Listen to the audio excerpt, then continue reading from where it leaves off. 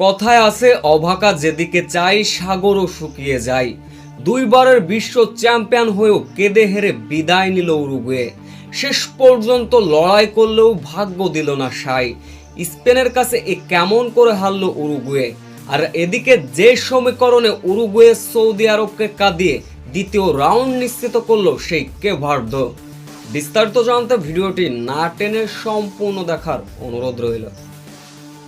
বিধি তুমি বলে দাও দ্বিতীয় রাউন্ড কার। একটি জায়গা, দাবিদার তিনটি দল, উরুগুয়ে, কেভার্দোস নাকি সৌদি আরব। এমন সমীকরণে মুখোমুখি এই তিন দল।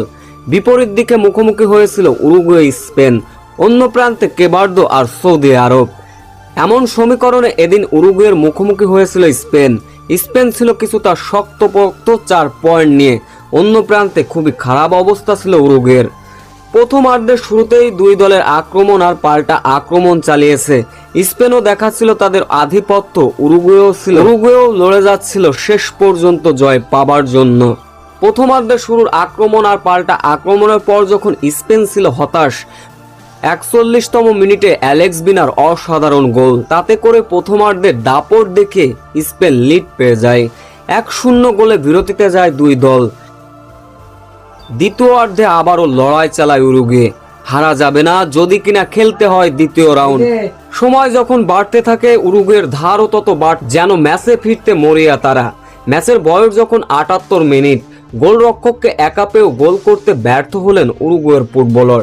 3 মিনিট যেতে না যেতে এবার আবারও 81তম মিনিটে দূরপাল্লার শট, সেটাও আবার দুর্দান্তভাবে সেভ করলেন স্পেনের গোলরক্ষক।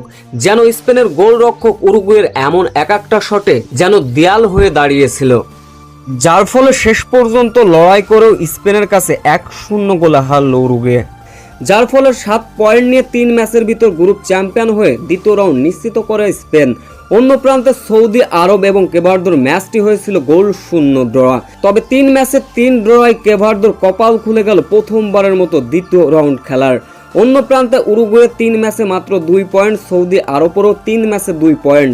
তাই কাগজে কলমে বিদায় নিল এই দুই দল।